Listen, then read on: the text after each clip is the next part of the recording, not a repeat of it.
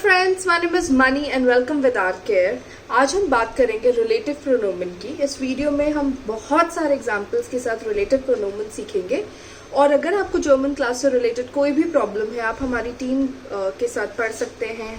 हम individual classes देते हैं, हम ग्रुप में क्लासेस नहीं देते हैं। बाकी आपको जर्मनी से रिलेटेड, फ्री एजुकेशन से रिलेटेड कोई भी डाउट हो, यूरोप से related, you are most welcome to contact us. Thank you. Relative प्रोनोमेन और सिंपली रिलेटिव ज़ेट्सर, जिसको हम जर्मन में रिलेटिव ज़ेट्सर बोलते हैं, वो सेंटेंसेस बनते हैं रिलेटिव प्रोनोमेन से ही। सो रिलेटिव सेंटेंसेस अब हम बोलते किसको हैं, मतलब रिलेटिव प्रोनाउन होता क्या है। रिलेटिव सेंटेंसेस का बेसिकली काम होता है कोई एडिशनल इंफॉर्मेशन देना, मतलब जिस पर्सन या ऑब्जेक्ट के बारे में हम बात कर रहे हैं, अगले सेंटेंस में हम उनके बारे में ही कोई एडिशनल इंफॉर्मेशन दे रहे हैं। तो हम रिलेटिव प्रोनोमेन जर्मन में तब यूज़ करते हैं जब हमें दो सेंटेंस को कनेक्ट करना होता है और हम सब्जेक्ट या ऑब्जेक्ट जिसके बारे में हम बात कर रहे हैं उसको हम रिपीट नहीं करना चाहते, तब हम उसकी जगह पे रिलेटिव प्रोनोमेन यूज़ करते हैं।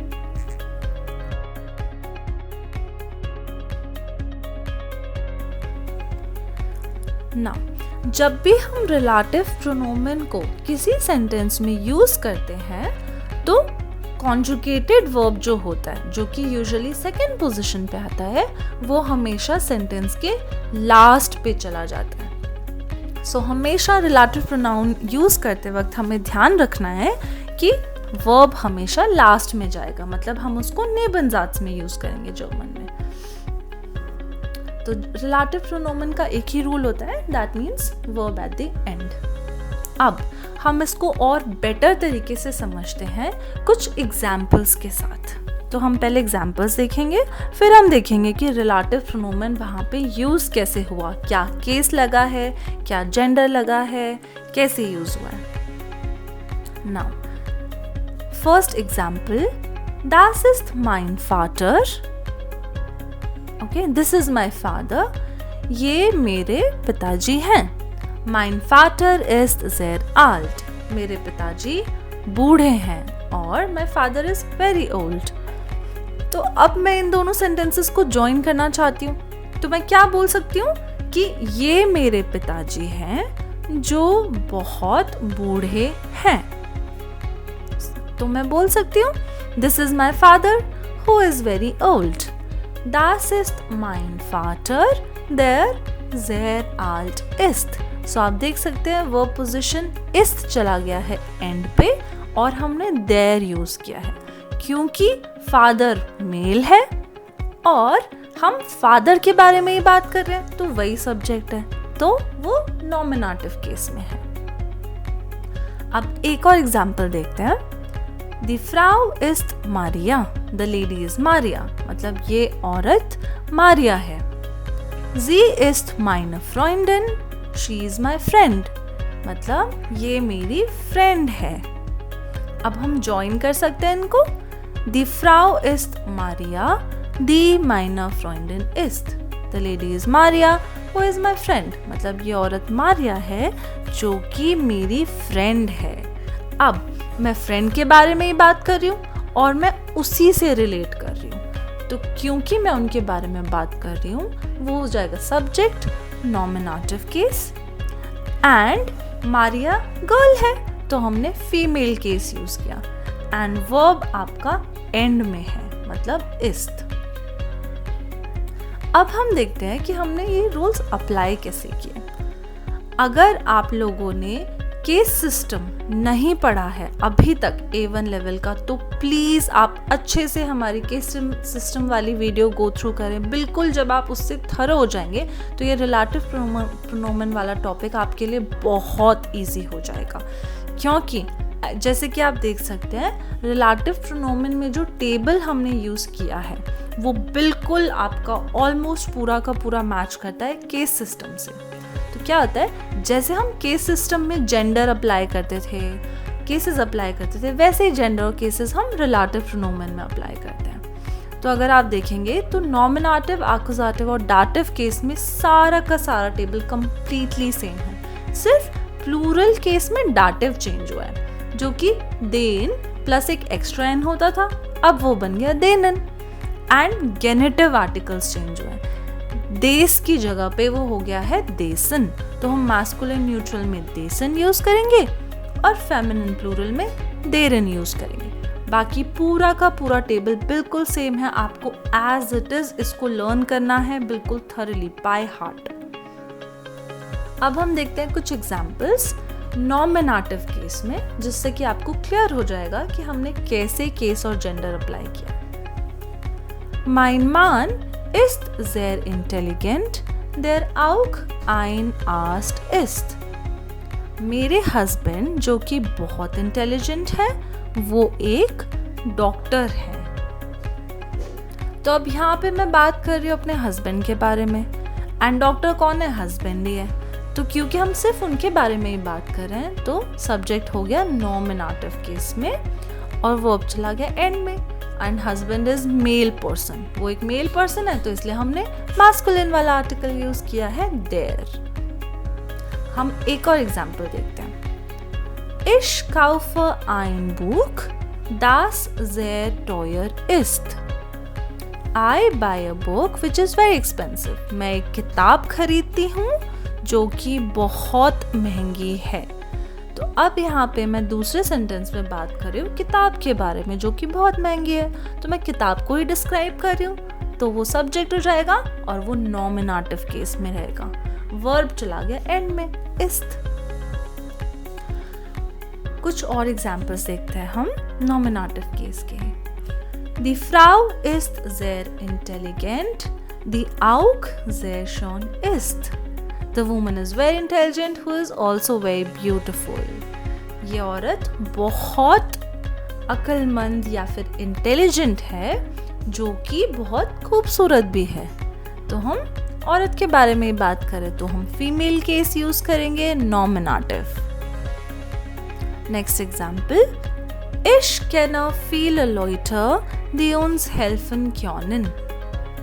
I know many people who can help us. मैं बहुत लोगों को जानती हूँ जो हमें हेल्प कर सकते हैं। तो अब हेल्प कौन कर रहे हैं? लोग, और लोग मतलब प्लूरल केस, तो हमने प्लूरल केस वाला आर्टिकल यूज किया है नॉमिनेटिव केस में। अब हम देखते हैं कुछ एग्जाम्पल्स एक्कुजेटिव केस के। So first example, der Tisch ist sehr teuer, den ich dir gegeben habe. The table is very expensive which I gave you. So वह टेबल बहुत महंगा है जो मैंने आपको दिया है। इसका मतलब क्या हुआ? अब टेबल कौन दे रहा है? मैं दे रही हूँ, ठीक है। तो I am the subject, मैं सब्जेक्ट हूँ, मेरा नॉमिनेटिव केस। क्या दे रही हूँ? टेबल। तो टेबल ऑब्जेक्ट है और वो एक्कुजेटिव केस में होगा, तो इसलिए हमने यहाँ पे मास्कुलिन में एक्कुजेटिव केस वाला आर्टिकल लिया है देन। तो ये हमारा रिलेटिव प्रोनोमेन देन है क्योंकि टेबल मास्कुलिन होता है। एक और एग्जांपल देखते हैं हम। Das Buch ist sehr teuer, das ich dir gegeben habe. The book is very expensive which I gave you. वह किताब बहुत महंगी है जो मैंने आपको दी। अब देखिए, हम बात कर रहे हैं किताब के बारे में, तो किताब न्यूट्रल वर्ड है और मैंने आपको किताब दी, तो मैं सब्जेक्ट, किताब ऑब्जेक्ट, एक्कुजेटिव केस। तो हम यहाँ पे न्यूट्रल एक्कुजेटिव वाला रिलेटिव प्रोनोमेन यूज करेंगे। थर्ड एग्जाम्पल है, Sie ist die Frau, die ich sehr nett finde. She is the lady whom I find very nice. ये वह औरत है जो मुझे बहुत अच्छी लगती है या जिनको मैं पसंद करती हूँ। तो यहाँ पे मैं बात कर रही हूँ लेडी की, और किसको अच्छी लगती है लेडी? मैं उन्हें पसंद कर रही हूँ, तो मैं सब्जेक्ट, लेडी ऑब्जेक्ट। तो हम फीमेल एक्कुजेटिव वाला रिलेटिव प्रोनोमेन यूज करेंगे। Fourth example, Dort sind die Blumen, die ich für dich gekauft habe. These are the flowers that I bought for you. ये सारे फूल है जो मैं आपके लिए खरीद कर लाई हूँ। तो यहाँ पर क्या होगा, हम फ्लावर्स की बात कर रहे हैं, मतलब प्लूरल केस है, और मैंने फ्लावर्स खरीदे हैं, तो फ्लावर्स ऑब्जेक्ट हो गया, तो हम प्लूरल एक्कुजेटिव केस वाला रिलेटिव प्रोनोमेन यूज करेंगे। अब देखते हैं हम कुछ एग्जाम्पल्स डाटिव केस में। Das ist der Mann, dem ich gestern geholfen habe. This is the man whom I helped yesterday. मतलब ये वह आदमी है जिनकी मैंने कल मदद की थी। तो अब मैं मदद कर रही हूँ आदमी की, मैं सब्जेक्ट हो गई, और हेल्फन वर्ब जो होता है जर्मन में वो डाटिव वर्ब है फिक्स्ड, तो इसीलिए जो आदमी होगा वो डाटिव केस में चला जाएगा, क्योंकि आपका जो ऑब्जेक्ट होता है वो चेंज होता है वर्ब के हिसाब से ना, जैसा कि हमने केस सिस्टम में पढ़ा था। तो वर्ब यहाँ पे डाटिव है, इसलिए हमने डाटिव यूज किया है dem। अगला एग्जाम्पल है Das ist das Kind, dem ich Schokolade gegeben habe. ये वह बच्चा है जिसको मैंने chocolate the. This is the child whom I gave the chocolate. तो मैं चॉकलेट दे रही हूँ और बच्चे को दे रही हूँ। गेबन एक वेक्सल वर्ब होता है, तो यहाँ पे हम PDTA वाला रूल यूज करेंगे, मतलब पर्सन को हम डाटिव लेंगे और नॉन लिविंग को हम एक्कुजेटिव लेंगे। तो चॉकलेट यहाँ पे एक्कुजेटिव, और जिसको मैं चॉकलेट दे रही हूँ मतलब चाइल्ड को, तो वो हो जाएगा डाटिव केस, मतलब neutral dative. Sie ist die Frau, mit der ich ins Kino gehe. She is the lady with whom I am going to the cinema. मतलब ये वह औरत है जिसके साथ मैं सिनेमा जा रही हूँ। तो यहाँ पर जो देयर चेंज हुआ है डाटिव केस में, वो है प्रेपोजिशन की वजह से। अगर आपने प्रेपोजिशंस नहीं पढ़े हैं तो प्लीज़ हमारे A1 लेवल की प्रेपोजिशंस वाली वीडियो अच्छे से पढ़कर आएँ, ताकि आपको ये बेटर समझ आएगा। तो मिट क्योंकि डाटिव प्रेपोजिशन है, तो हमने उसके according feminine dative article use कर लिया। तो जब कभी भी हम रिलेटिव प्रोनोमेन के साथ प्रेपोजिशन यूज करते हैं, तो पहले प्रेपोजिशन आता है, उसके बाद रिलेटिव प्रोनाउन आता है। अगला एग्जाम्पल देखते हैं। Diese sind die Leute, denen ich viel Geld gegeben habe. These are the people whom I gave a lot of money. ये वह लोग हैं जिनको मैंने बहुत सारे पैसे दिए। तो मैं पैसे दे रही हूँ, मैं सब्जेक्ट हो गई, लोग सारे ऑब्जेक्ट हो गए। और जब हम देते हैं गेबन, क्योंकि एक वेक्सल वर्ब है, मतलब एक्कुजेटिव डाटिव दोनों, तो क्योंकि वो पीपल है, पर्सन है, तो हम डाटिव केस लेंगे। अब हम देखते हैं कुछ एग्जाम्पल्स गेनिटिव केस के। Das ist der Mann, dessen Kinder sehr frisch sind. This is the man whose children are very naughty. मतलब यह वह आदमी है जिसके बच्चे बहुत शरारती हैं। तो अब गेनिटिव केस हम कहाँ यूज करते हैं? जब हम किसी का रिलेशनशिप या पोजेशन दिखा रहे हैं। तो यहाँ बच्चे किसके हैं? आदमी के हैं। तो हम आदमी वाला मतलब मेल जेंडर यूज करेंगे और गेनिटिव केस, तो इसलिए dessen. Das ist das Mädchen, dessen Eltern sehr streng sind. This is the girl whose parents are very strict. ये वह लड़की है जिसके पेरेंट्स बहुत स्ट्रिक्ट हैं। तो अब जर्मन में मेडशन का आर्टिकल das होता है, मतलब न्यूट्रल, तो इसलिए हम न्यूट्रल गेनिटिव केस यूज करेंगे। Sie ist die Frau, deren Name Claudia ist. She is the lady whose name is Claudia. ये वह औरत है जिसका नाम क्लाउडिया है। तो यहाँ पर हम फेमिनिन गेनिटिव केस यूज कर रहे हैं, क्योंकि लेडी के बारे में बात हो रही है। लेडी मतलब फीमेल केस, और किसका नाम है? उस लेडी का नाम है, तो इसलिए गेनिटिव केस में female deren. Diese sind die Leute, deren Autos gestohlen wurden. There are the people whose cars have been stolen. ये सारे वह लोग हैं जिनकी कार चोरी हो गई है।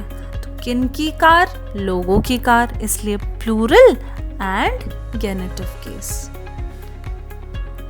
अब जब भी हम रिलेटिव सेंटेंसेस बनाते हैं, इंग्लिश हो या जर्मन हो, उसको बनाने के या बोलने के दो तरीके होते हैं। एक बनाते हैं हम सिंगल कॉमा के साथ और एक बनाते हैं हम डबल कॉमा के साथ। तो मैं ऐसा भी कह सकती हूँ ना, जैसे कि सिंगल कॉमा का अगर हम बात करें, the man is standing there who is very old. आदमी वहां खड़ा है जो बहुत बूढ़ा है। Der Mann steht dort, der auch sehr alt ist. तो अब इसका मतलब क्या है? हमने सिंगल कॉमा यूज किया ना? अगर हम डबल कॉमा यूज करें, the man who is standing there is very old. Der Mann, der dort steht, ist auch sehr alt.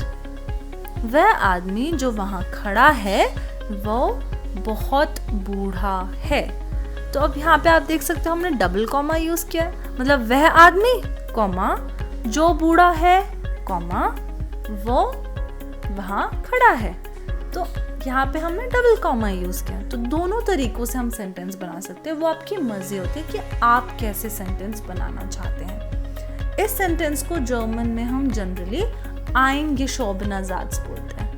eingeschobener का मतलब होता है स्लिड इन सेंटेंस। तो जैसा कि आप देख सकते हो जर्मन में पहले हमने लिखा था फर्स्ट एग्जाम्पल में, der Mann steht dort, der auch sehr alt ist। तो हमने सेकंड वाले सेंटेंस को फर्स्ट वाले सेंटेंस के बीच में स्लाइड इन किया, इसलिए हम इनको स्लिड इन सेंटेंसेस बोलते हैं, मतलब eingeschobener Sätze। der Mann, der dort steht, ist auch sehr alt। I hope आपको रिलेटिव सेंटेंसेस बहुत क्लियर हो गया होगा। प्लीज़ मेक श्योर कि आप बहुत सारे सेंटेंसेस बनाएं। आप जितने सेंटेंसेस बनाएंगे रिलेटिव सेंटेंसेस, आपका उतना ये टॉपिक क्लियर होता जाएगा।